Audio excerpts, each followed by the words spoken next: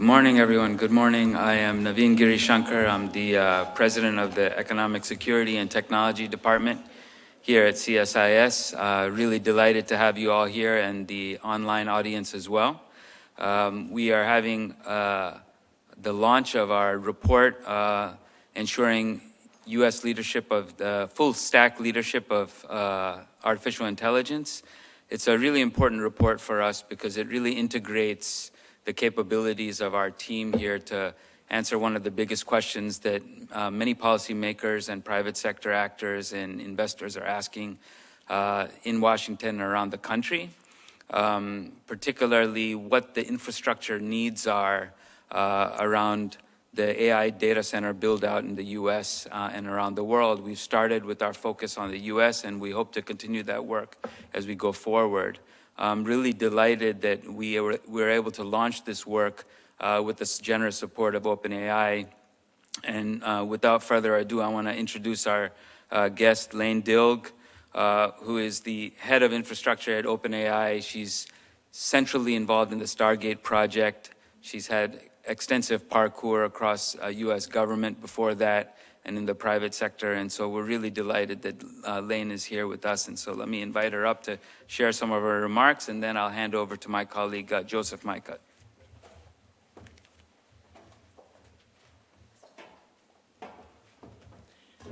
Good morning, and thank you so much to Naveen, to Joseph, and to all of CSIS for having us this morning. I think in this room, we all know why we're here today. China has a national plan to lead in AI by 2030 and is making rapid progress.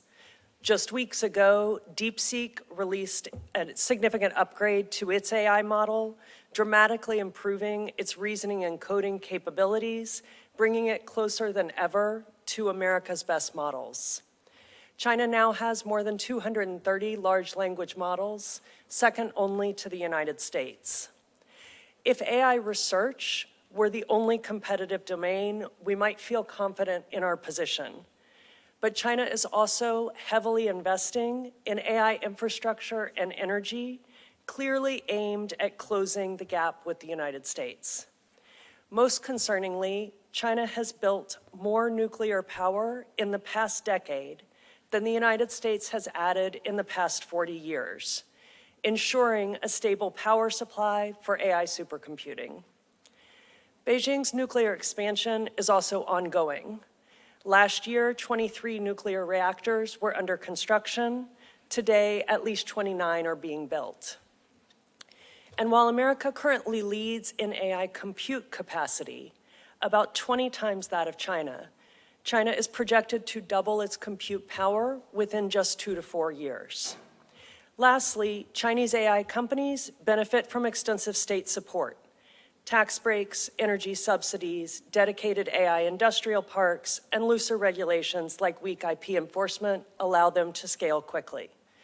Bottom line, China is rapidly shrinking the compute and R&D gap through sheer scale and government-backed acceleration. So what can we do to maintain our democratic edge? Maintaining America's leadership in AI is a national security imperative. At OpenAI, our $500 billion Stargate initiative is building the backbone for frontier AI development, an investment in the future of AI and the future of the United States. We're working at an unprecedented pace and scale to invest in core infrastructure, data centers, and the power generation and transmission needed to bring them online safely and reliably, to ensure our models and products like ChatGPT, which now serves more than 500 million people worldwide, generate massive economic benefits here in America, and make AI accessible to everyone, regardless of where they live, the language they speak, or their socioeconomic status. OpenAI and our Stargate partners have conviction in the value of this massive compute build-out because of 3 scaling laws: pre-training scaling, post-training scaling, and test time scaling.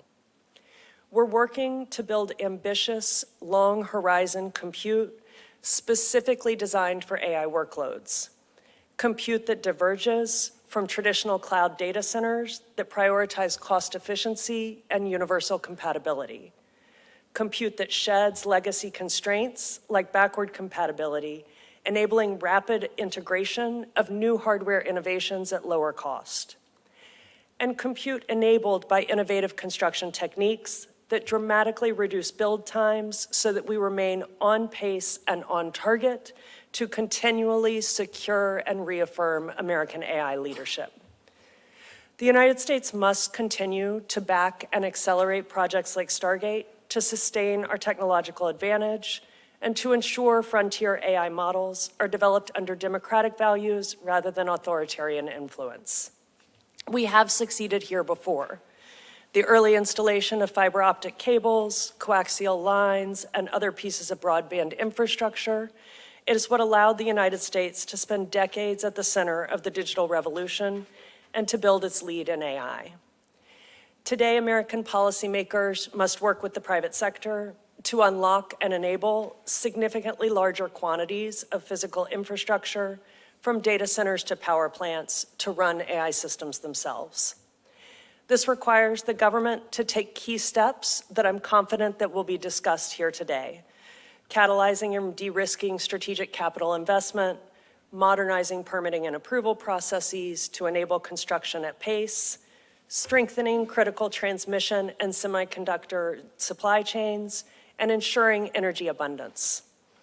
By taking these steps, our government can reduce reliance on foreign AI systems, secure essential AI resources, and preserve American AI leadership for decades to come.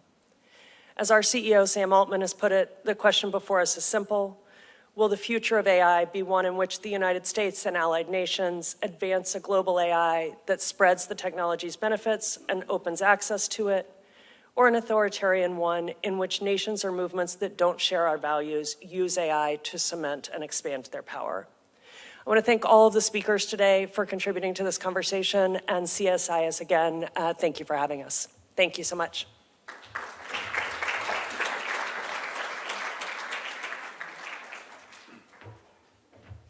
Thank you so much, Lane, and thank you to the assembled for being here. I'm Joseph Mikett. I'm the director of our Energy Security and Climate Change program here at CSIS. And before we get into what I'm very excited to see will be some excellent, insightful panels, hopefully lively here on a Wednesday morning in Washington, I wanted to talk a little bit about the work that we've done trying to make our own contribution into this issue.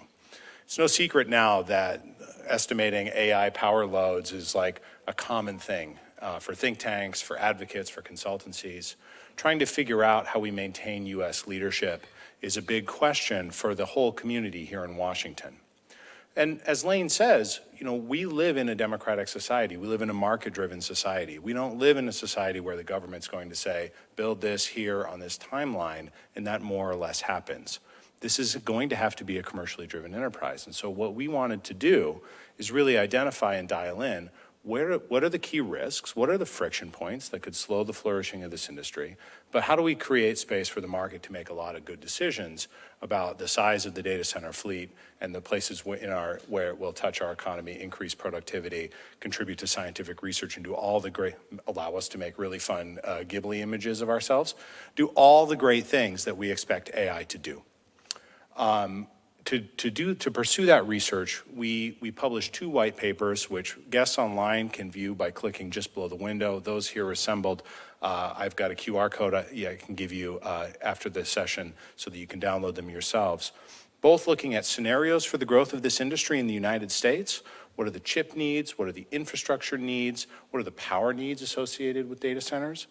And identifying, as many have, speed to power as being a leading frictional constraint on our ability to build data center infrastructure in the U.S., particularly with ratepayer interests, the environment, and energy security in mind. We did a deep dive paper on the electricity system issues, trying to identify what are the key areas of federal policy for the administration that wants to see us lead on this issue, for Congress that increasingly wants to be involved, that will allow states and utilities, hyperscalers, and other decision makers to let this be a market-driven process, but enabled by federal interventions where necessary. In our work, we've identified a few areas of recommendations we think are particularly useful, and I'd like to highlight two. There are 5 in the paper, please do check it out. But the 2 that I think are really interesting are the use of computation hubs and making investments in long-term leadership on chip design, algorithmic enhancement, and the ability for us to capture the benefits of AI. Why hubs? The federal government has incredible coordinating power when it chooses to use it. And so if we're able to take DOE funding, which exists today, or any changes that would come, to support strategic grid enhancement, to support new nuclear technologies, to support infrastructure, and to use the emergency authorizations that the administration has claimed with respect to permitting and infrastructure, we actually think there's a strong chance that we could see very large data centers be built in a speedy and timely fashion, but absolutely responsibly. We dive deep into that question and think a little bit about how do you enable that from the nuclear power side in particular, where the federal government does play such a significant role. Hubs also allow us to concentrate expertise and also look at ways that AI affects the economy, right? It doesn't do us any good to build really great data centers from a strategic perspective if Ghibli's are the end. What we need to see is this technology break into the economy, and we think the hub model allows for that permissiveness as well. On the design and security issue with respect to chips, it's no secret that the U.S. lead comes from the fact that we are the home of the best accelerators in the world. Unfortunately, we don't make them all here, and there are a variety of risks to that supply chain, both immediate and long-term, that we think deserve a lot of treatment, and the federal government here again plays a significant role. Because the U.S. Can throw a lot of capital at this issue, we can throw a lot of human resources at this issue, but if we're not judicious over the long term, I think there's a real risk that we will lose leadership because of chip design and chip security issues. Those 2 are, I think, the biggest areas where we see a real opportunity for the federal government to take leadership. There's immediate opportunities for the administration. There are long-term opportunities for Congress to be involved. And I do recommend that you check these papers out because I think they've done a really great job. Our authors, Carl Smith, myself, Bharat Haritas, and Simon Gady, all here from CSIS, I think did a great job thinking through these issues really diligently, trying to create a coherent picture, and I learned a lot under the process. I hope that you do too. For today's program, we've got 2 spectacular panels. Not everyone is here to endorse our ideas or endorse our papers. These are meant to be discussion starters. We'll start with a panel on chip security and design, led by Naveen Girashankar, the president of our Economic Security and Technology Program. We'll follow that with a panel on energy security and electricity, led by my colleague Simon Gady, a fellow here at CSIS. Naveen, I believe I get to invite you up to introduce your panelists, and panel 1, please feel free to make your way up to the stage and join Naveen here. Thank you all for being here, and let's have a great set of conversations.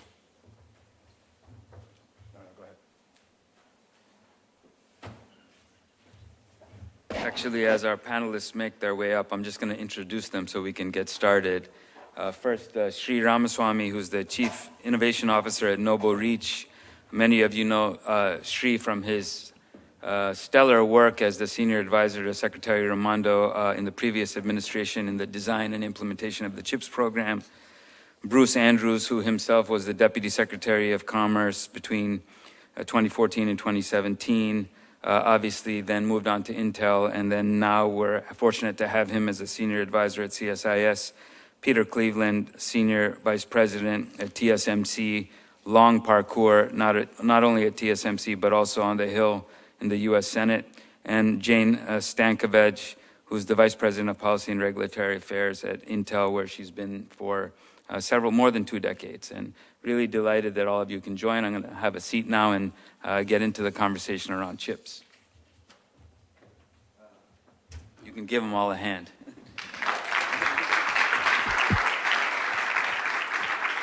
Well, thanks everyone for joining. You all have been at the coalface of the chip making agenda here in the US and the chip industry for many, many years. And so it's really important that when you put a report out like this, we ground it in the reality that you all are dealing with on a day-to-day basis, both from your time in government, Bruce and Sri, and private sector, but also Jane and Peter from what you deal with every day in the industry. Let me start out with this notion that, the then previous Secretary of Commerce, Raimondo, said that the AI revolution was an accelerant to the chip-making agenda in the US, and I think you could argue now with this report going forward, if you project chip-making, the scale and the diversity of supply of chips could also be a constraint or a binding constraint on AI full-stack leadership. And so I wanted to get into these issues. You look at these numbers and, we put some numbers out in the report using, an approach to scenario analysis for what GPUs would be required to meet the compute demands. But I want to ground this in reality. So I'm going to start with Peter and Jane. The real test, I think, in terms of the expected step change is what demand signal you see on the ground. I mean, you manage highly sophisticated, the most sophisticated global value chain in the world, which requires good forward planning. And it requires a good sense of what the demand is going to be. So tell us what you see on the ground. Help us understand the scale and whether you're already seeing that from hyperscalers and others. So I'm going to start with Peter. I'm going to go to Jane, and then we'll go from there. Great, thanks, Naveen. So appreciative of the invitation. CSIS is such a distinguished institution. I think I've read 500 papers from CSIS over the decades, and it's very influential. So appreciate being here with my friends and colleagues. Sri and I have been through many conversations over 5 years, given his stellar work. He never wore a tie, ever. And I was not thinking about wearing one today just because I knew he was not going to wear one. And all warm and friendly conversations, I'm sure. Yes, he's responsible for getting chips off the launch pad. Enormous work that he did, and Bruce and Jane are incredibly accomplished as well. So I work at Taiwan Semi. It's a pure play dedicated foundry. And this is a very interesting report about AI leadership in this country. We're way upstream. We make the chips. And certainly in the last few years, we've seen growth. In 24, our AI chip family, and that would be a GPU, a graphics processing unit, multi-cores, lots of parallel processing, a crucial chip in terms of what OpenAI and the others do, then accelerators, ASICs, some other things. We've seen enormous growth in 24, 3x, 25, projected at 2x, and then we see a huge CAGR over 5 years going forward. So what's a company like TSMC do? We make the chips, we scale our CapEx to try to meet that demand for AI. And that's what led to an announcement about a month ago at the White House in terms of expanding our footprint in Arizona. We need to build more factories, build more of these wafer fabs to serve our customers, those customers being AMD or Marvell or NVIDIA or Intel. Intel is a major customer of TSMC. TSMC and Intel have a long, long positive history together. So our CapEx will jump from 30 to 40 billion in 1 year, 33%, and then incoming and onshoring in Arizona, where we'll build 6 fabs, and then importantly, sort of a final footnote, we're gonna build some advanced packaging fabs. Packaging is critical for AI in terms of how you array chips and chiplets without getting this too confusing on the substrate.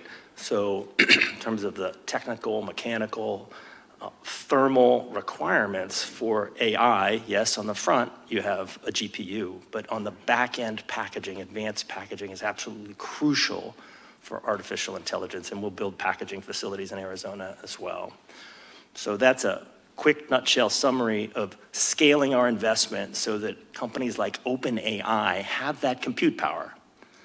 What they rely on for training and inference is the raw compute power, and the chip makers have to meet that need. Jane, please. So I'm going to add one other thing that isn't necessarily in the frontier model space. I think underappreciated is also the importance of allowing the benefits of AI to spring throughout the economy. And how do you do that? You do it through enterprise adoption, small, medium businesses. And in those cases, you don't necessarily always need a frontier model. You have things like Edge AI, you have things like AI PCs.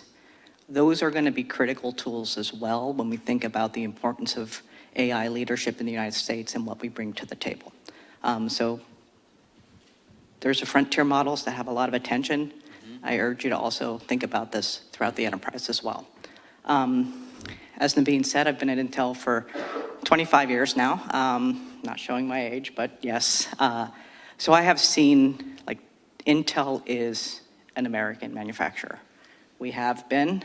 We make the same scale of investment that Peter just talked about in Arizona. We've been in Arizona, I think, 35 years. And when I drive through Silicon Valley, I have seen the changes that have occurred over those 25 years that I've been at Intel because of U.S. IP, U.S. R&D, U.S. manufacturing that we do. So as you look through this, there are, I think, some mechanisms that could encourage adoption, tools that could be used to incentivize some of that use of diversity of supply chain, diversity of suppliers, but also the manufacturer within the United States. And those are ones that I think we would want to be looking at. You know, how do you find the right balance to do that encouragement? Thank you, Jane. Let me shift from this question of scale to diversity of supply. Now, I'm going to come to Sri on this because certainly when I look back at the CHIPS and Science Act, diversification was part of the goal. There are national security reasons for that. There's lessons around the reliability of chip supply that's going to be important. Tell us how you see that playing out in light of the AI revolution and the data center build-out agenda. Sure. Well, first of all, thank you both for inviting me and this panel, but also for the report. You know, I would say that I've also read 500 papers over the last 10 years, Naveen, but you and I both know that's not the case. But no, you know, thank you for the research. Really, I did read the 3-part report, so I will acknowledge that. Look, I think diversification is not some kind of academic concept, right? So, you know, I remember like 4 years ago when we joined the government, and, you know, there was the CHIPS momentum already, and we were focusing on first the legislation and how you shape the legislation, but then also the strategy, how you think about, you know, the rate of return framework and how you draw in capital before shifting to execution mode. And during that time, we had more conversations with industry, with investors, with customers than I can even imagine now. I spoke to more people in that first year than I think I've spoken to in my entire life, right? Including folks like Peter and Jane and Bruce and, you know, so many other folks across the industry, the supply chain, the investment community. And I remember, you know, in those conversations, I used to ask pretty pointed questions. So I would ask, for instance, what if questions. So what if at the end of the CHIPS program, we've had TSMC with a big fat expansion in the US. Would you consider that success? Or what if it was Intel? Would you consider that success? Or what if it was, you know, leading edge logic? We had big leading edge logic clusters here in America. Is that success for chips? And the answer invariably would be, no, there's these 3 other things that you should be thinking about, right? And the 3 other things were never the same 3 other things in any of these conversations. There's always 3 different things that I had to think about, right? Sometimes it was, well, you can't just have TSMC or Intel. You need Intel and TSMC and Samsung. You need all 3 of them here, right? Because you need that kind of diversification.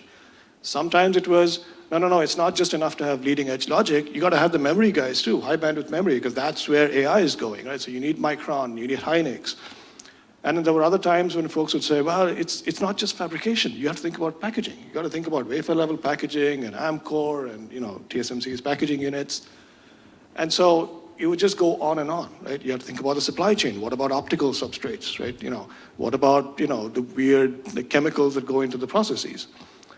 And what I realized from those conversations, even though they kind of confuse the mind a little bit, is at the end of the day, there is a rationale behind that diversification. And there's 2 points that people are making. The first one is resiliency, right? This is a really complex supply chain. These are great companies represented here, right? TSMC, Intel, these are champion firms, but they don't live or succeed by themselves, right? There is a supply chain behind them. They'll be the first ones to acknowledge that, right? There are tool makers, there are chemical companies, there are substrate companies that are innovating throughout the supply chain. And the success or failure of the AI stack in the US, which is linked to the success or failure of companies like TSMC and Intel, is linked to the failure of that diverse ecosystem, right? So that was the first point that they were making, was you need to think about resiliency.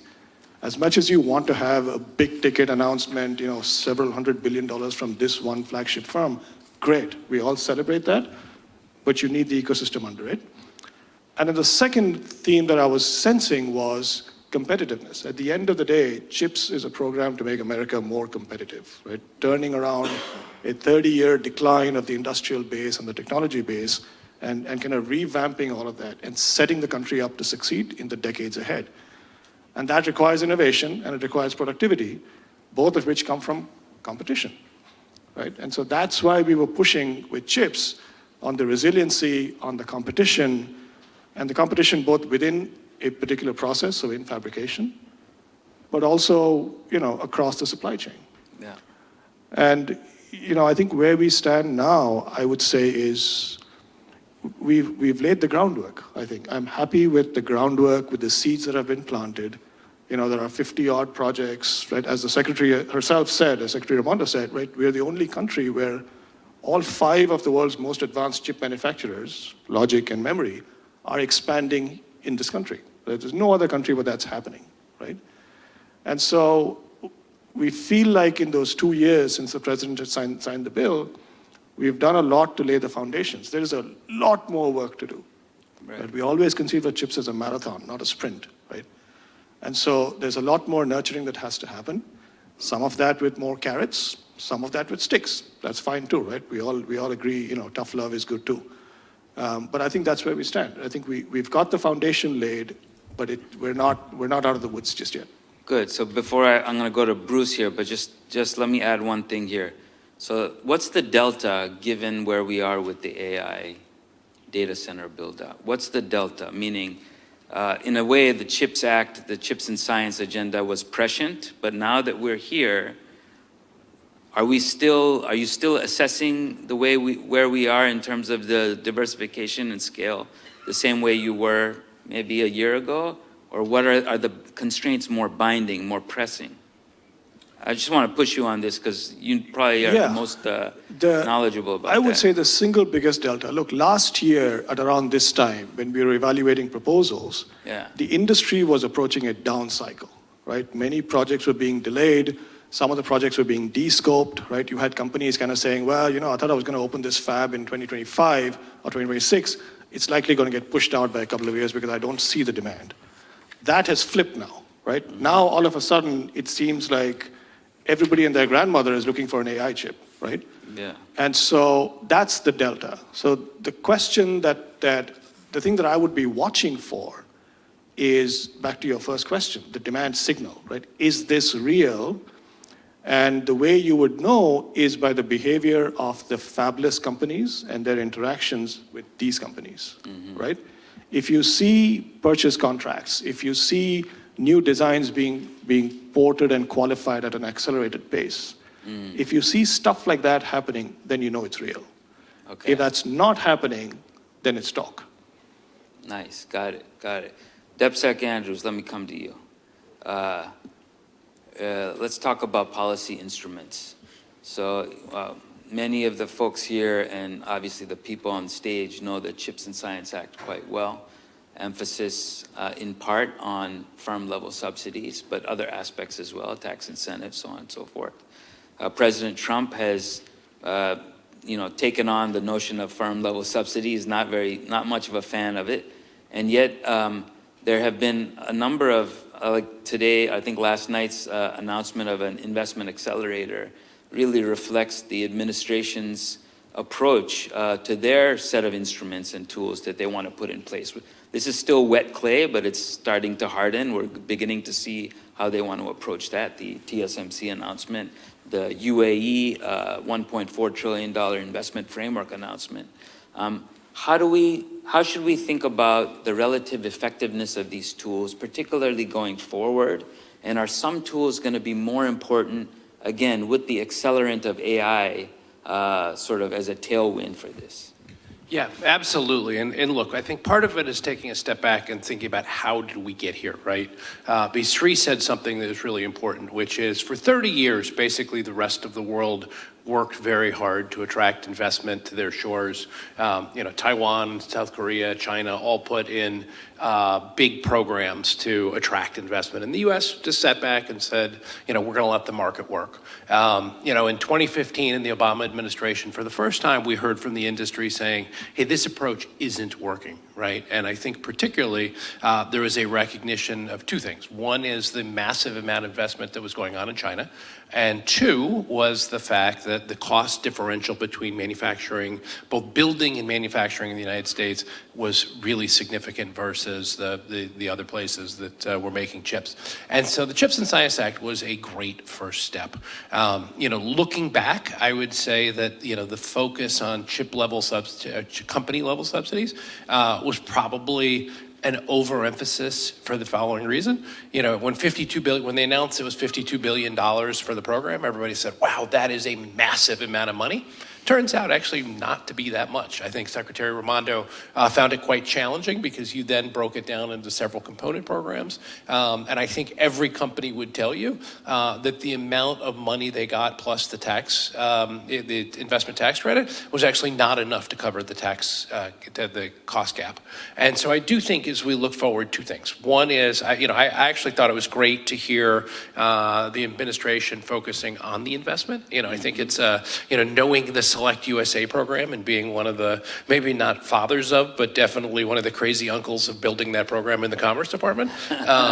It's really important to have a world-class investment attraction program in the United States, and that's particularly true right now because, as Sri pointed out, there is a unique time here.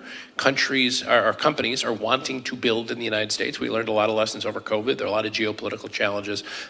So the time has never been better, but the United States government and our policies have to meet that moment. Because if we don't and we let it go by, then investment is going to go other places. I know the administration is considering a number of different tools. One is tariffs, although I do think the one thing we've got to remember, well, two things. One is tariffs are really hard to figure out how to implement on chips because they come in finished products. And I think the Biden administration, as they looked at how to deal with the massive new production of Chinese legacy chips and the concerns about dumping into the market, realized it's really hard to figure out how to tariff goods coming in because of chips. And then secondly, and I think also importantly, is, we do have to remember that 96% of the world's consumers are actually outside our borders. And so focusing on the U.S. market is hugely important. And it is one way to attract. We're still the biggest consumer market, still have the largest GDP, but that will not last forever, and the rest of the world will also get bigger. So having policies in place that help to facilitate that investment are important. If I were to look into my crystal ball, I do think with a big tax bill coming up this year, like I said, the 25% investment tax credit actually turned out probably to be the most important part of the CHIPS Act. But I think seeing that number go up, which will not be easy because obviously there's a lot of spending constraints. But if the goal is to both attract investment to the United States and fill the cost gap that separates the U.S. from manufacturing in Taiwan, Korea, China, and other places, then you really need that investment tax credit to be higher. And the beauty of the investment tax credit is it rewards investment. It doesn't require a team of people to sit around and decide which company gets this much and which company gets that much. It doesn't require extensive reporting requirements that come really burdensome on companies. And frankly, it's fast. It doesn't require multiple years to get a program into place. So I think if I look forward, I think that's actually the model. And I think if you talk to, you can ask these guys, but I think if you talk to almost any company, and pretty much everyone I've talked to, they've said, yeah, let's ditch the subsidy idea and let's move to a bigger tax credit to make it clean and easy. Very interesting. And lot of thought-provoking approaches that we should be looking at. I'm going to come back. You said something there that was, a thread I want to pull. That all these investments, so the TSMC announcement of the 100 billion, or the UAE announcements, or several other ones, including, I think, $60 billion in investments FDI announced at the 10th Select USA Summit in chips, right? The ROI of those investments, in a sense, depend also on technology enablers. And I mean things like energy. We're going to talk about that in the next panel. The other one is workforce. And I know it's, a number of you have commented, or your institutions have commented on that. It's an important constraint, one that the previous administration aimed to address, the one that this administration will have to address. And so with that, I want to go to Jane first and tell us how you're seeing it from Intel's perspective, this question of workforce, and not only in any one area, but across the country. And then I'll come back to Peter. Before I do, I just want to, Intel also has the same scale of investment. So you mentioned TSMC and UAE. Sorry. Yes. No. You have a number? Same scale. And that's just now. It's not counting the 25 years I've been here and all the way back to the 60 years. So in terms of workforce, this clearly is an issue. Everything from technician all the way up to advanced research. I think we've been working very hard at the community college level, associate degree, and fast start programs to get the technicians. I think we're fairly comfortable with where that is. Also, the 4-year degree. I think to Shree's point about the marathon, the big issue is the advanced degrees in basic research. There is probably a shortfall there, and especially in ways to encourage the American students going through the system to go and get that advanced degree and do the basic research, because you have the short term, having the fabs and the technicians in the fabs. That's not the same as having the people with the advanced research skills to make sure that pipeline is replenished as we move forward. Yeah, Peter.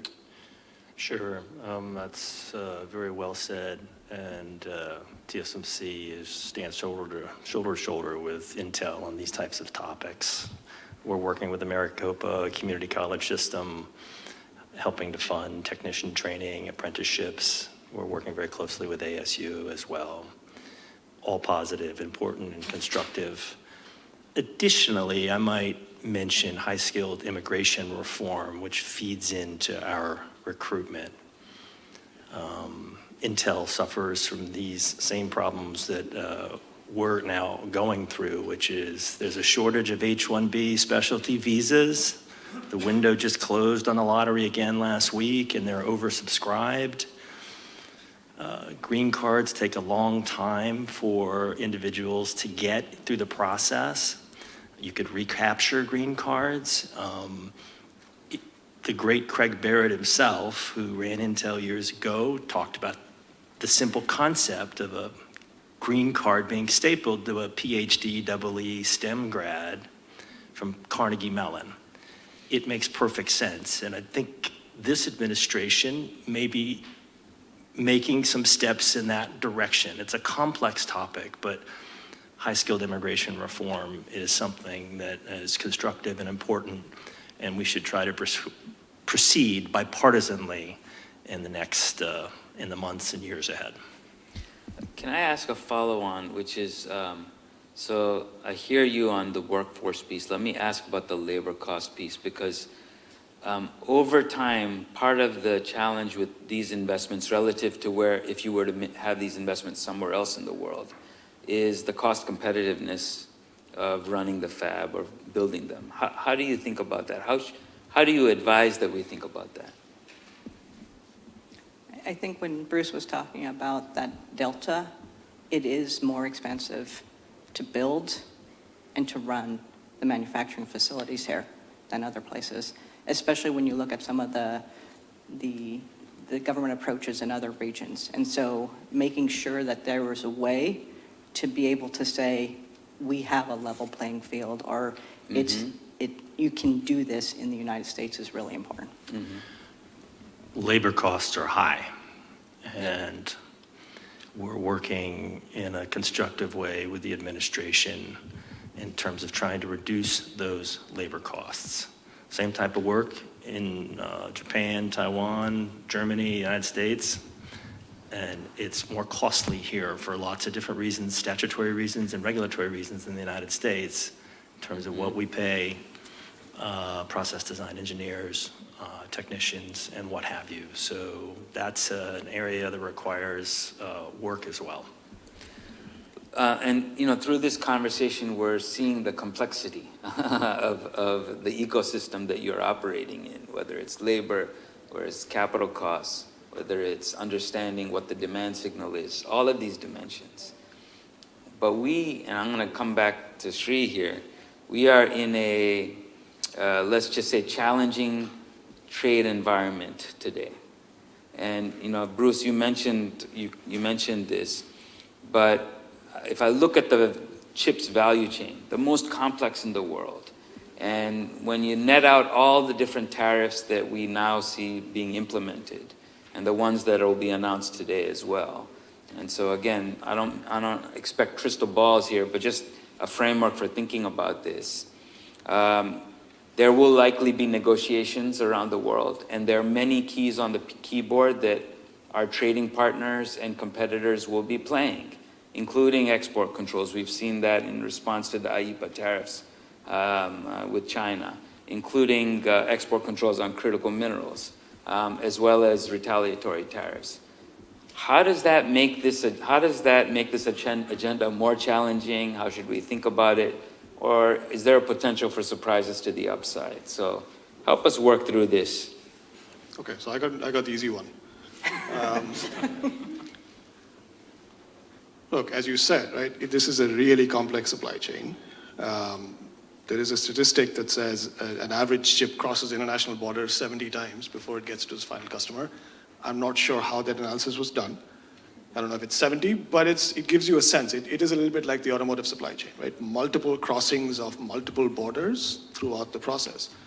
And so I would say anybody who says they have a crystal ball is smoking something. They should probably stop smoking.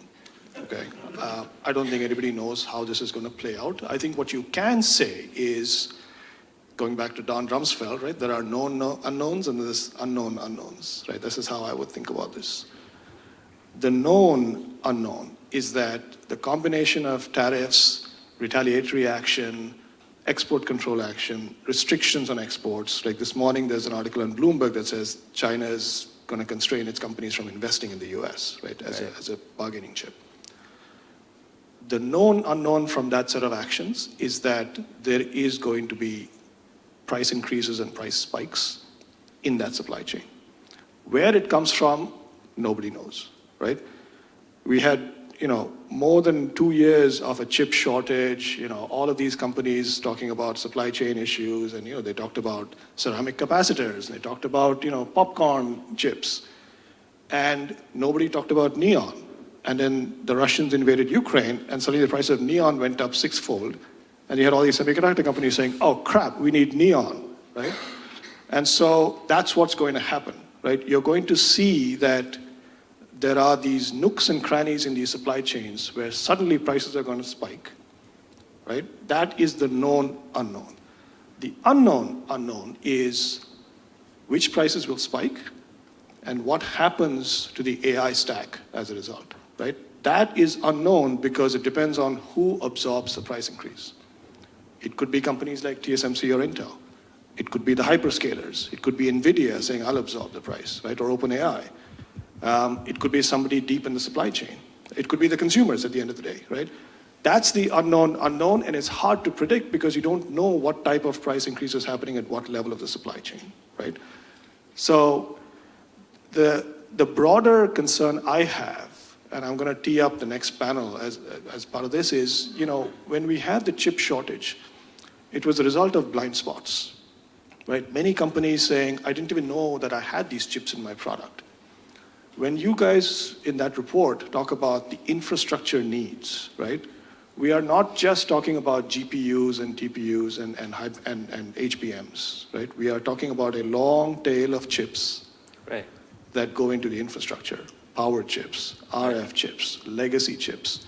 That's what I worry about, right? Because in those sorts of supply chains, the margins are thin, the returns are low, there are distribution networks, there are all kinds of opaque things going on that have not been cleared. We have not seen any more visibility than we saw 4 years ago, right? The same issues that shuttered car factories, that prevented people from getting medical devices, that prevented semiconductor companies from expanding fabs because they couldn't find tools, because the tools needed chips to be able to be built, right? That sort of supply chain is what I worry about with this tariff situation. I worry a little bit less. I am concerned about the GPU, TPU, HBM supply chain, but I'm more concerned about that other supply chain because it feeds the supporting infrastructure without which none of this AI stack is going to happen. That's a great point. But let me just make sure I get Peter and Jane's perspective on the impact of the trade environment on your work, particularly chip making, and how are you thinking about it? You must be trying to assess this in real time like the rest of us. Well, I'm going to let Sri take that question because he already did. I do want to maybe tee up the next panel a little bit, though, right? So Okay. One thing is, it is pretty opaque, but also very challenging. One single piece can really sort of hamper any part of the manufacturing process. So things like regulatory approvals of chemicals or something, those things actually matter as well. I don't have a crystal ball on the tariffs.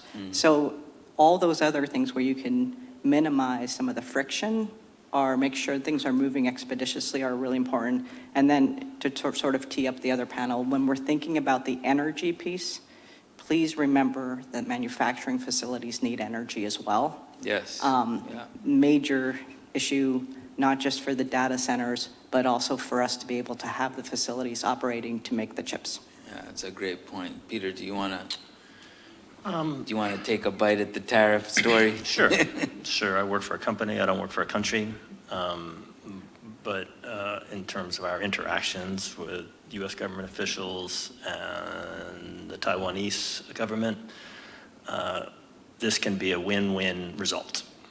Reasonable, thoughtful, serious people are talking to each other, and that's what I would anticipate.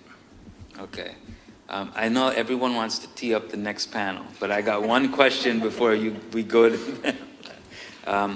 which is something I think Joseph, Micah and team did some very interesting work on the energy requirements of manufacturing even before we did this work. So I just wanted to, give a shout out to their work on that. But let me go back to a point he raised, which is design. Because this is also a moving target, which is leadership on design through time can really change some of the calculus of what's needed in data centers and what's needed for compute. Let me come to Bruce on the design question. Certainly there's been some discussion around incentives for chip design, including tax incentives and others. There's a lot of work around the R&D component of the CHIPS Act that is really critical. And hopefully people don't lose sight of that. Help us think about the importance of the design equation with this whole story around AI. Yeah, look, absolutely. And I think the U.S. is blessed with world-leading design companies right now. I mean, it really is, I think one area where, there's obviously competition in some of the other spaces, but this is a place where the United States is clearly the leader, head and shoulders above. Now, with that said, the rest of the world is actively working to catch up, right? Countries are placing huge incentives to try to attract talent or try to attract companies. And, to the point made earlier, if we don't have the workforce here in the United States, or to Jane's point, if it's regulatorily difficult to do, jobs are going to go overseas because people are going to look other places for it. The design issue, it definitely, and I would put all of this in the rubric of how do we make the U.S. most competitive? Because that should be the first question we ask for every single issue. How do we either remain competitive and remain the leader or make sure we are the leader? And, so I think this is an area that's important. I do think, I made reference, there has been talk about a design tax credit.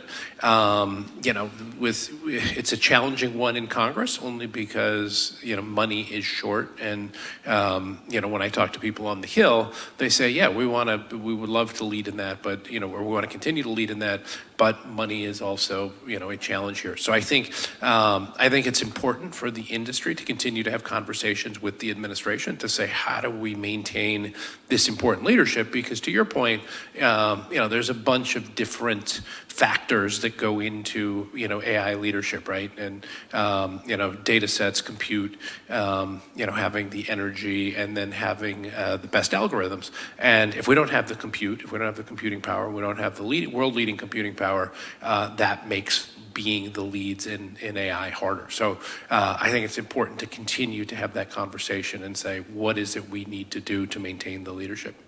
Excellent. I'm going to come back to Jane and Peter on this question of design, get your thoughts on that, and then I'll let Sri get the last word. Peter, why don't you go first? We have 500 plus customers. They're designers. They're incredible. It's the crown jewel in the ecosystem, as Bruce was just noting. U.S. leadership in this space, from the AMDs of the world to the NVIDIAs to the smaller players, Cerebras, many, many others, will help sustain the ecosystem. I'm quite optimistic about the entire stack, actually, from EDA behind upstream to them, to the tool makers, to US-based chip making, to ensure AI leadership going forward here. But on the design side, we work with them on an iterative basis, and just stunning capabilities. And so I would leave it there. Yeah, Jane. Yeah, the only thing I would add is we do both design, so we design our own chips, but we also have foundry services available for the fabless designers as well. So anybody who's interested, come on over. Yeah. Sri, help us round this out.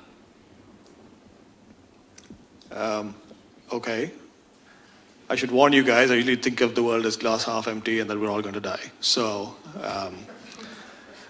I think, look, there are a couple of issues that came up in this panel that I would ask folks to track. Going back to your first point, the demand signal. Is this real or is it not, right? When we talk to utility companies, for instance, you can see them, and they're struggling with this, right? They get all these requests for data center capacity and transmission capacity and generation capacity.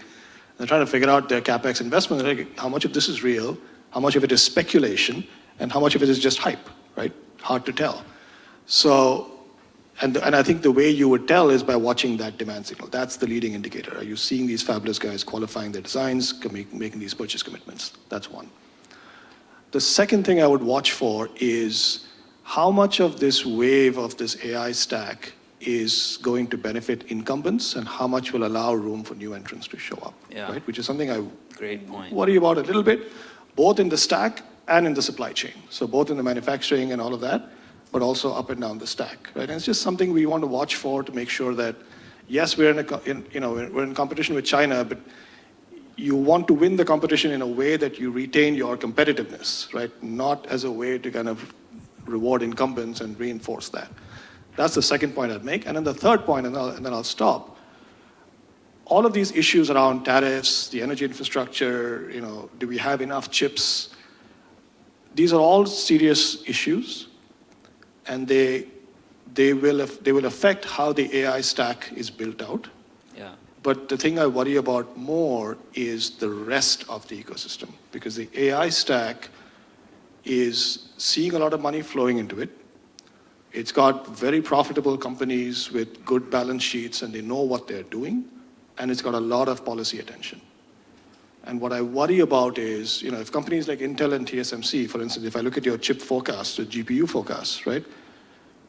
If they start having to divert some of their wafer production into that sort of a stack, who pays the price for that, right? Is that the car companies? Is that the med device companies? Is that the telecom infrastructure, right? Who is paying the price for this because they cannot compete with those capital flows or with that policy attention? Yeah. Is what I would watch for, because this is what triggered the first chip shortage. Yeah. Right? And so I think I would just suggest, as you guys, because I didn't see that in your report, right? I don't want to end with a little ding. But you know, I expect that. You Go expect, ahead. exactly, of course. But you know, the thing I learned from Secretary Raimondo is never leave a group without homework. And so the homework for you, for these guys, is do a version of the report that talks about all of the stuff that's outside of the AI stack and how will they see this ecosystem evolving? What's going to happen to their prices, their supply chains, and their pressure? Excellent. That's great macro perspective and good homework for us. I think what's really interesting, I'd like to highlight the continuity rather than the change across administrations as we lead this conversation, because what I found encouraging, including with the investment accelerator announcement, is that American chip making is here to stay. This is going to become more and more important, and it's an interesting conversation about what tools we need to make that happen and do that well. AI is an accelerant, but there are other pieces to this as far as our competitiveness is concerned, which is your point. But isn't it great that we can talk about this next set of challenges and issues, and we have the tools to do it relative to where we were a few years ago? And so I just want to end on that point and really thank all of you. You're doing incredible work. Everyone has a role to play in the tech race and tech competitiveness, and all of you are leaders in your own right, and we appreciate your time today in helping us think through these issues. So let's give them a hand.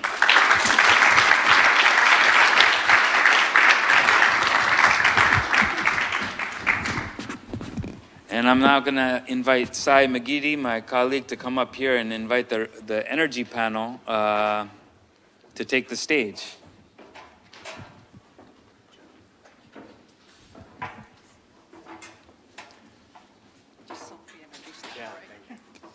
Thanks, Naveen. Okay, come on up. Thank you, everyone. This panel has a lot of hype, so we'll see if we can deliver the goods here. Hey, Josh. Anywhere you'd like. It's fine. In the middle.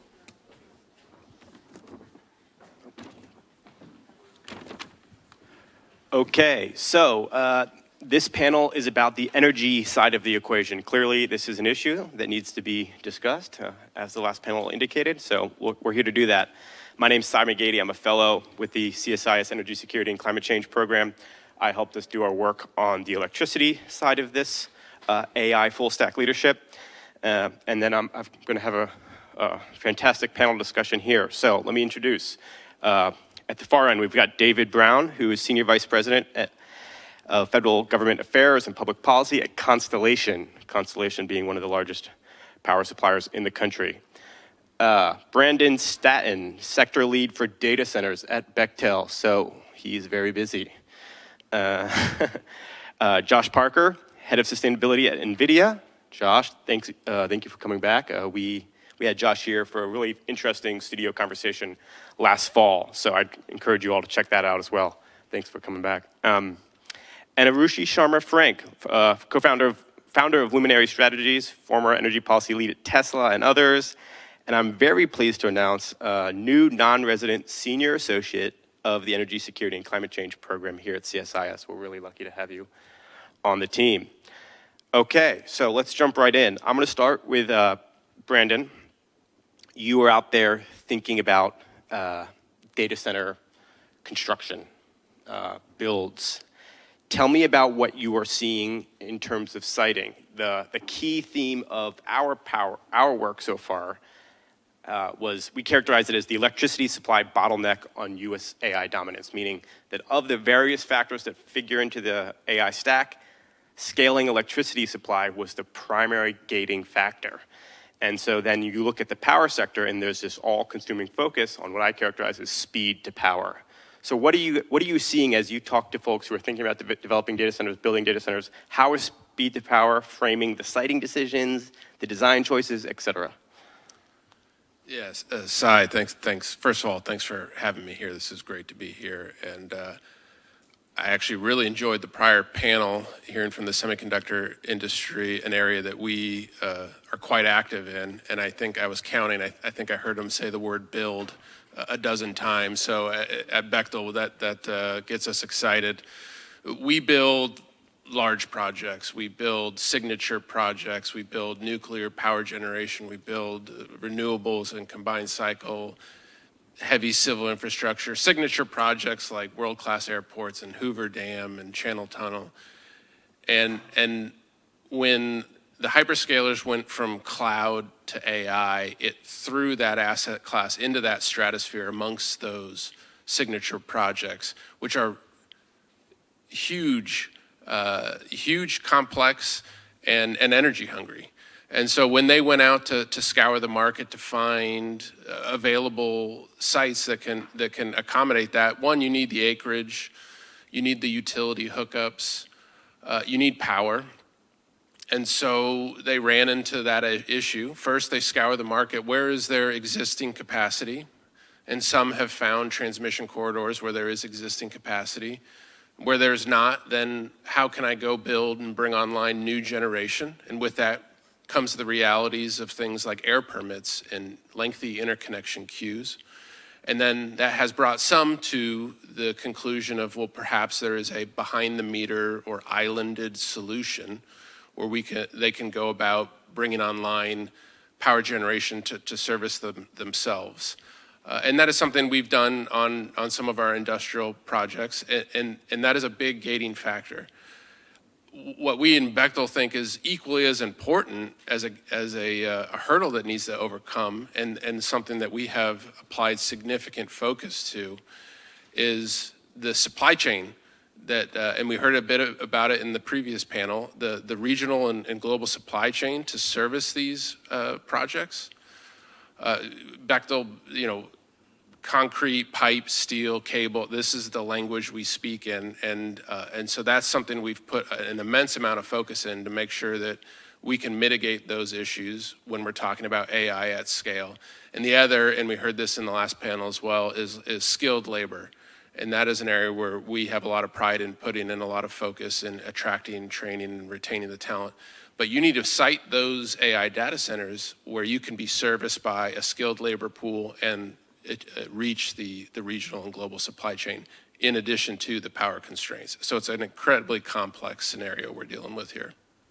So I'm going to actually follow up with you on that, because the supply chain thing, when I think supply chain, I think gas turbines. There's not enough gas turbines, but it's actually, and I think chips. And so that's the two things that I'm thinking about. But of course, there's far more that goes into a data center. So can you just characterize the full set of components that are sort of supply chain exposed that sit within a data center? Sure. We're not going to talk tariffs all panel, but I just want to sort of learn a bit more about what's inside of a data center besides the headline items. Yeah, and when you pool the two projects together, the AI data center and the power generation, you're talking about a lot of common components here. Steel, pipe, cabling, fiber optics. They exist in both asset classes. Bechtel, annually, we spend upwards to $15 billion in the construction supply chain. And so that gives us, not only do we spend that in the global supply chain, we have our own in-house capabilities in fabricating pipe and steel. And so when you're talking about AI at scale, at the scale they're talking about, you're talking about significant bulk commodities, not to mention the rotating equipment, where the lead times on those rotating equipment like combustion turbines or transformers have lengthy lead times right now, which is impacting the market. Okay, so I'm going to move from the data center, that's the demand side, to the supply side. And I'm going to go to Constellation. David, obviously Constellation's operating the largest nuclear fleet in the country. One of the big solution sets is nuclear. Obviously, we heard how China is building nuclear at scale. You're operating nuclear at scale at Constellation. What is it going to take for us to unlock new nuclear? I mean, obviously, there's lots of headlines. We've seen the media coverage of various deals, but so far, there's no new steel in the ground.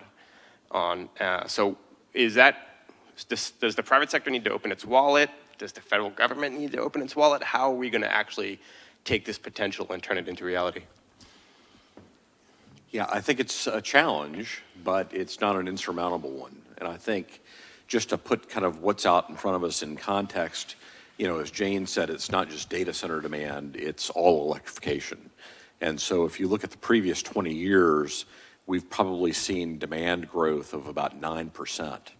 if you look at the next 20 years, we're expecting to see demand growth of upwards of 55%. So it's an enormous challenge. And, there's the old question about how do you eat an elephant? And the answer is one bite at a time. So as we look at this, we kind of look at it in 5-year tranches. What can we do right out of the box? So the first thing is there's a lot of slack in the system. On about 80% of the days, 30% of our existing electric capacity is sitting idle. Today's a perfect example. 60, 65 degree day in Washington. PJM's peak demand in the summer is about 165 gigawatts. Today it's going to be 90. So you've got a lot of slack in that system. That's not every day, and obviously during the summer, it gets very, very challenging. But demand response can play an important role there as well. Duke University put out a study recently that said if you get just another 0.5% of demand response out of our grid, that allows you to bring on 70 gigawatts of new demand. So there's that ability to do that. The other thing is we need to squeeze our existing assets. So for those of us in the nuclear industry, that means restarting a couple of units. Last September, we announced that we're restarting the old 3 Mile Island unit as part of a 20-year power purchase agreement with Microsoft to serve their data load in PJM. We're also looking at uprating our units. So our 21 reactors have the ability to generate another 1,200 megawatts of clean 24/7 electricity just by changing out components.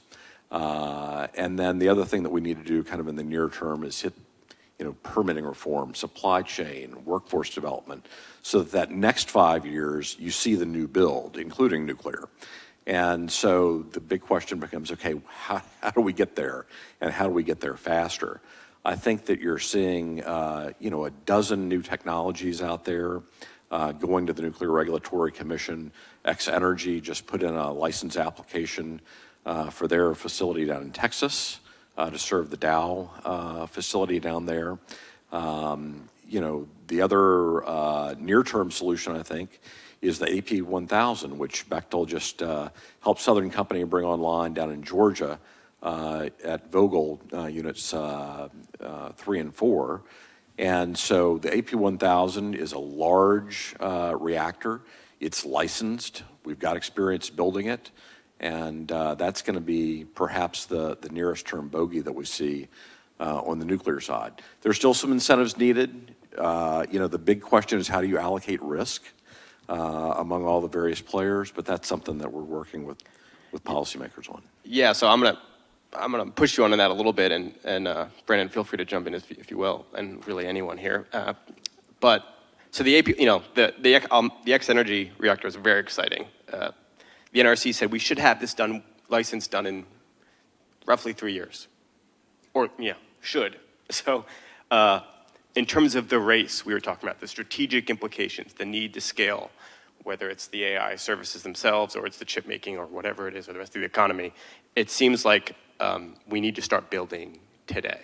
And so let's imagine that we want to get an AP1000 going. What is where is there any appetite for risk in the private sector to take on a project of that scale, or does the federal government just need to step in? Or can you envision a risk-sharing model there? What's the opportunity there? I mean, obviously, Bechtel's in the business of building, construction, the EPC on the project. You need an operator. Maybe Constellation could be an operator for a new AP1000. You need someone who's going to be like the project sponsor. You also need an off-taker. That could be Microsoft. That could be OpenAI, maybe. A big buyer of power. It could be TSMC, actually. So how do those parties come together, and how does the federal government sort of maybe fill in the gap there? Where's the gap, and how's the federal government? Yeah, and I think there is an appetite for risk. It's just not all the risk, right? And so that's the big question is how do you allocate risk among all those parties that you mentioned?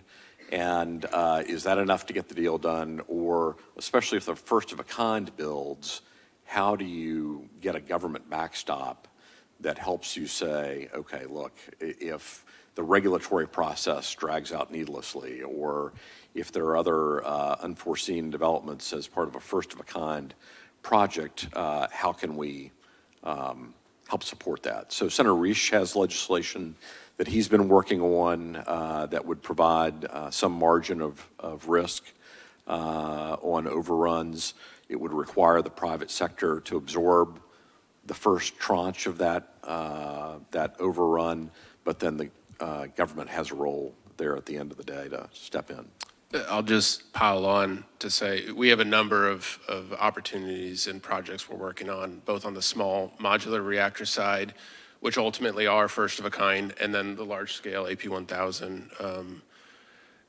But at the end of the day, particularly as it relates back to the hyperscaler, its speed to market is one of their main key buying factors right now. And as it relates to nuclear, I would say there absolutely is an opportunity for a federal involvement here to help expedite this along and get nuclear going quicker. You want to jump in? Two thoughts. First thought is that Constellation, this is my time, not yours, is a pioneer in multi-party retail wholesale origination, right? The original product was called CORE, Constellation Offsite Renewable Energy. So when I think about what we're doing and your question around whether it's private or public, between products like CORE and policies like the last administration's CFE, Executive Order, Carbon-Free Electricity, we absolutely have an opportunity, at least financially, to originate financing for nuclear facilities with a combination of federal and private capital, on top of the origination opportunity for supply to multiple government, and private contracting parties, on wholesale and on retail. Yeah. Right? So those exist. The interesting thing is that the contracting solutions exist in a different space than the clean energy policy solutions. What would be really nice is if instead of bickering about the thesis or the theory around why we do it, we're operationalizing both things together. And that truly makes for dominance because it's creative energy from multiple different policy areas in financial markets. And that's the way we diversify risk around any large new source of supply, right? I mean, yes, it's a nuclear facility, but if you think about how we finance a whole portfolio of renewable energy projects, fundamentally, we are building a risk profile in financing with different parties that have different appetites according to their objectives for the supply and for a policy outcome. So yeah, tons of opportunity. Yeah, and I think the potential for commercial innovation to bring a new reactor online today, because you got to start today if you want it, to your point on speed to power, if you want it in early 2030, you need to start today. So is innovation needed? This is partially why we like the idea of the compute zone and really tying it to a flagship energy project like a large reactor, though obviously you could mix in other resources in a portfolio, because the signaling device to sort of coalesce these parties together and provide a clear signal that this is going to happen, and that just brings risk down and brings parties together. So I think that's partially why it's one of the strong cases for pursuing the sort of zone, federal energy computation zone model. Okay, right back to you. Nuclear, big opportunity. As of right now, not really happening. Potential, but not really happening. Unfortunately, that's our homework. We got to make it happen. On the flip side, you mentioned the Duke study. Clearly, there's a huge opportunity from leveraging the sort of flexibility potential of demand. The reality is, of course, that we're actually not going to interconnect 70 gigawatts of data centers without adding any new generation. We're going to. So what are the actual challenges in the way of making this happen? What can be addressed, and what is actually maybe realistically not on the table? I like to talk about electric grid planning and solutions in terms of analogies, and there's 4 of us you've got, so I'm going to go with four people. I'm going to talk about a dinner party. We all like dinner parties. The number one immediate flexibility solution we need, and it's going to be over here, David, is solving for every transmission operator's N-1 problem with large loads. If I have a rubber band and you've got the other end and you're a load and I'm a generator, we have never studied redundancy and fallouts from the system with the assumption that you're the one that's going to disappear suddenly. We study me, generator, pushing and pulling, and we model you as you're always here, you're firm, you're doing your thing. So the dinner party version of that analogy is that you have to come to the table as a guest who is capable of coming to the table, eating your meal, and not suddenly leaving and taking the tablecloth with you tucked into your belt. That's what it means. That's what people care about, is not wiping out. So that's a huge area for flexibility. We're thinking about flexibility. We're not talking about voluntary markets, VPP. I love all that stuff. I've built a lot of it myself. But what we're talking about is achieving N-1 redundancy and being able to get up from the table in a way that is graceful and doesn't take the dinner cloth with you. Meaning, you got to show up. You got to show up, and you have to leave gracefully when you need to. Yeah, like that's right? exactly. And with onboarded data center loads of any kind, AI or general compute or Bitcoin or whatever, this is a fundamental challenge for planning everywhere. And we're at a point where we have to take some of the operational ideas we have about generation, and this was said in the last panel, right?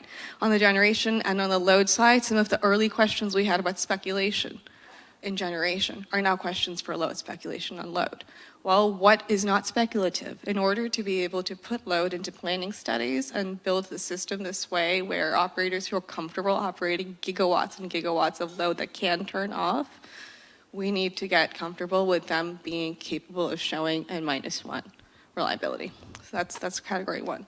Category two over here is the dinner guest that shows up with the capacity to tell you now, you as in the host, that I have the appetite for 3 people, but I'm going to come and show you that only 2/3 of my appetite are firm, so I'm definitely going to eat everything you make me, and the other third, I brought my own snack, right? That is flexible interconnection. The Netherlands does this now. It's a mandatory process in the Netherlands. It's also a mandatory process with slight tweaks in Ireland.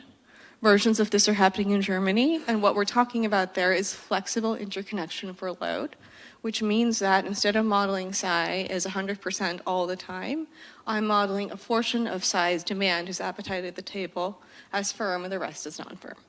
Right? And we don't do this anywhere in the country at scale. There are some munis, there are some co-ops, there are some smaller utilities, there are some load-serving entities that also own their own transmission that have the flexibility to design their study this way. But when I saw the CSIS report, I thought, one place we could really throw money now is to take those basic power planning models like PSSE, TSAT, and all of those and shovel a ton of time and brain power at them, maybe AI brain power, to make it easier for utilities to get comfortable with this concept that you have the appetite for 3, but you'll eat for 2. Right? Third category is emergency. This one's really easy. It's kind of like category 1, but this one is you came to dinner, your guest cooked for you, suddenly the guest has run out and you're capable of leaving the table faster. And not only that, you don't leave when you want to, you leave when your host needs you to leave, right? So that maybe somebody else who's attending, the PM of Australia, can get their full filet mignon and you get out earlier, right? That could happen. So, so those 3 are sort of the areas where flexibility is absolutely essential. The last one, which I'm going to give to myself, is being able to interconnect faster and building more of your capability to ramp, bring on more load behind the meter, and never showing the point of interconnection more than your original firm load rights that you asked for. So that's different because we're talking about, I always want 100 megawatts from you. I never want anything less. But I'm able, over time, to bring on other things on my site that balance my load and generation and allow me to bring on cooler clients on the compute side, do more at multi-purpose, GPU and non-GPU training areas and zones on my large site or my collection of sites. And I will only ask you for 100 so that I can be studied as 100. If I get studied at 100, I get online faster. But you might be a gigawatt actually behind you, yes. In total. And part of that, a part of the conversation around behind the meter and co-location is essentially showing net load that is stable. Stable net load is also something that we can model today The reason we can model it better than simply loads as flexible is that net load relies on the concept today that we build generation and we bring load parasitic to it, as opposed to large loads with some sort of like, fuzzy idea how big the generation is behind it. This sounds, I've read your work on this. It's a highly technical conversation that's happening between the data center developers, folks like Brandon, folks like Constellation, the ISOs, and the grid operators. It's all an idiosyncratic to the specific sites and projects and existing sort of regulatory paradigms. Is this just a local issue in the sense that individual grid operators, states, utilities, data center developers are pushing? And is there a federal opportunity here? Because to me, it seems like maybe this is better left to the individuals who are pushing this and the incentives are aligned. Obviously the data centers want to get online faster. The utilities want to connect the loads faster. Everybody wants to go fast. So is there a federal role here? I think so. Yeah. So everything doesn't have to be the federal thing. Right. No. So yes and no. The no part I'm going to say. So taking Stargate as an example, I had a fun conversation about how many states Stargate operates in, right? And I was thinking, okay, so Stargate potential sites are in 5 RTOs: CAISO, New York ISO, MISO, PJM, and ERCOT. And then there's a couple of independent areas and a couple of vertically integrated utilities.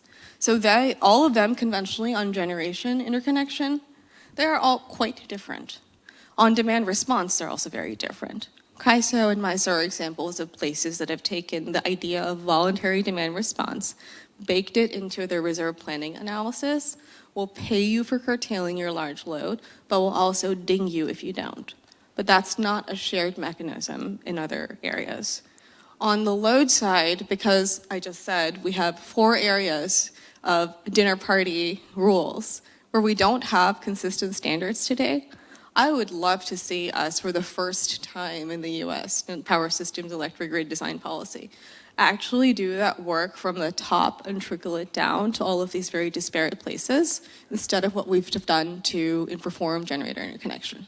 Yeah, that's fascinating. I mean, I'm reminded of the fact that NERC, that regulates grid reliability standards, started out as a voluntary association of the utilities, and so maybe there's an opportunity for the large loads to sort of come together and establish standards that are eventually, potentially down the line become enforced as part of a policy paradigm. But there's clearly a need to bring folks together and standardize operations. NERC is a great example. For inverter-based resources, we started developing wind and solar, and then NERC showed up 10 years later with a bunch of IBR standards, which caused panic. And it would be nice to reverse all of that and have everyone start at the top and move out. So that's homework for the large loads. They can come to CSIS and we'll help them sift through that and develop a policy proposal. Okay, now this is all very technical power sector issues. I want to zoom out and talk about long-run implications of electricity in the economy and in sort of the overall structure of government and power sector relations. So I'm going to go to you, Josh, because we're in first order. First order impacts. What are the second order impacts that we're probably overlooking, or obviously we're so focused on these technical issues, these near-term issues. What is the role? How is AI going to just sort of percolate through the economy, through industry in a way that we're not foreseeing and that we should be aware of? Sure. Yeah, and I'll start actually by touching on the first order impacts, because I think AI has a great role to play in addressing some of those first order impacts. We talked about the flexibility, which is critical, and data centers actually, I think, represent a really important opportunity for us to make better use of the energy that we have. Our CEO Jensen likes to say AI doesn't care where it goes to school. So AI data centers can be located where there is excess energy, and they can be tuned, the demand can be tuned to what's available. So that I think is important context as we think about AI data centers and their footprint. They are adaptable in those 2 very fundamental ways in which traditional data centers were not. We also have, there's also huge potential for AI to help us with some of the other problems in managing a modern grid. And if you think about, everybody wants to have modernized smart grids, especially as we see new demand. We want to do it in a way that makes a lot more sense, is more efficient, and so forth. And that's where the intelligence part of artificial intelligence can really help us. If you have intermittent power and you have battery storage that's distributed and you have renewables that are distributed and solar and so forth, if you have intelligence built into the system that's helping you say, okay, all of these devices, these dishwashers that are set to run overnight, maybe I can start one at a time when there's low demand, and I can manage battery charging and all of these other things in a way that helps us make better use of the energy that we already have. So that's on the first order impacts. Lots of opportunity for AI to help us with that. Second order impacts are really profound too, and I don't want to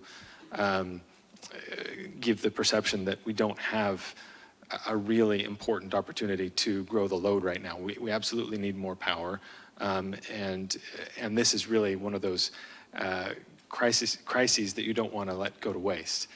For us to maintain our leadership in AI, we absolutely need to have energy. That is the number one decision for siting AI data centers is, do we have enough power for the data center? And so for us to cede leadership because we don't have access to enough access to power would be crazy. And even though AI represents a very small fraction of overall energy consumption globally and even in the United States, electrification and other issues are going to drive much bigger demand than AI will.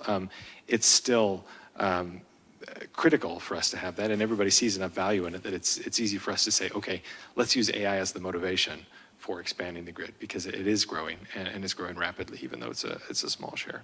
So second order impacts, one example that I love to talk about is if you look at other sectors that do consume a lot more energy compared to data centers, something like manufacturing, we're seeing just really dramatic, and this is still early days, but we're seeing really dramatic improvements in energy optimization in these other larger sectors like manufacturing and transportation and buildings. One example that's really close to home for NVIDIA is one of our manufacturing partners, Foxconn, is building a new facility in Guadalajara, Mexico to build our servers there. And they're using digital twinning and AI to model the factory before building it. And this is something that we've known about for a long time. There's huge potential here. And by using a digital twin to optimize the factory for energy, they're forecasting a 30% reduction in energy consumption for manufacturing over the life of that factory. So physical world, huge energy sector, manufacturing, off-taker, and 30% reduction in energy consumption because they're using AI. And that, like I said, this is early days. This is one example. There's huge potential for this to be extended and implemented in other industries. We're seeing low-hanging fruit, 10 to 50% reduction in energy and emissions in the transportation sector, similar numbers in the buildings. So if you look longitudinally at other sectors, AI is helping us make those more energy efficient at the same time. Yeah, so it seems like we've just got this wide option set. I mean, we've talked nuclear, we've talked flexibility, we've talked co-location behind the meter, we've talked AI for power flow studies and interconnection studies and behind the meter sort of dispatch. Huge option set, huge opportunity. We're going to do lightning over under or bearish bullish on these technologies, and one sentence why. So starting with co-location at the end, David. Bullish, inevitable. Yes. Not the only solution, but an important element. Islanded grids, Brandon. I think if we are going to go down that path, and it looks like we are, to be bullish, I think we need to have everyone at the table, parties that aren't typically at the table, everyone from the end user to the operator, the EPC, like Bechtel, across the AI data center asset as well as the power generation asset, all talking at the same table, because AI's technical the load volatility is such a technical hurdle that will require a lot of effort. So tentative bullishness. There's some risks there. Okay, Josh. To you,